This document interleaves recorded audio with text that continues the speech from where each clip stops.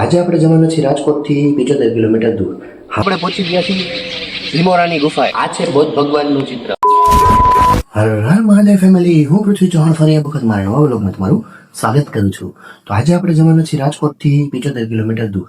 હા, એક ઐતિહાસિક અને કાલ્પનિક જગ્યા ઉપર કે જે બધાએ જોયેલી હશે અને એનો ઇતિહાસ આજે હું તમને જણાવીશ.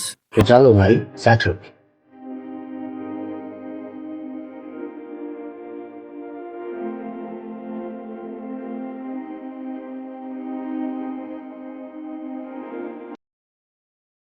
તો મિત્રો આપણે પહોંચી ગયા છીએ ભીમોરાની ગુફાએ, જે ભીમોરા ગામમાં આવેલી છે.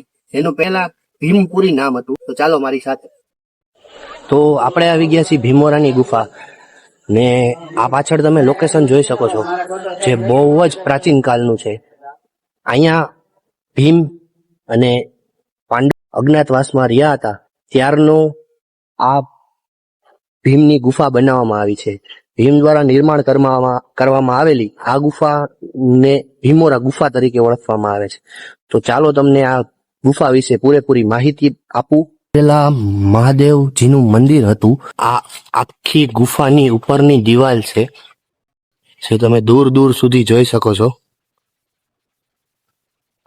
આ છે એ જગ્યા જ્યાં કુંતા માતા ગુપ્તવાસ દરમિયાન પાંડવોને ભોજન કરાવતા હતા. તો ચાલો હું તમને આ જગ્યાને અંદરથી બતાવું.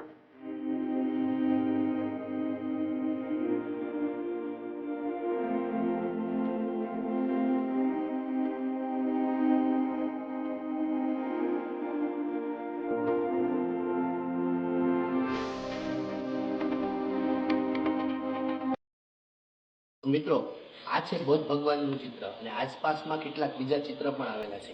તો હું તમને બતાવું, સામે પણ કેટલાક ચિત્રો આવેલા છે.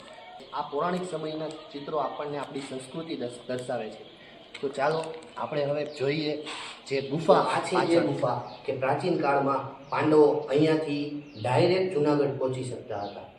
એવો કેવો રસ્તો બનાવ્યો હશે કે આ ગુફા ડાયરેક્ટ સીધી જુનાગઢ પહોંચે છે. આ છે ઉપરનો વ્યૂ, એકદમ મસ્ત વ્યૂ અહીંથી આવે છે, તમે જોઈ શકો છો. પણ આપણા નસીબ કે અહીંયા ધીરે ધીરે અંધારું થવા માંડ્યું છે, તો આપણે હવે ધીરે ધીરે અહીંથી નીચે જવું જોશે. તો ચાલો.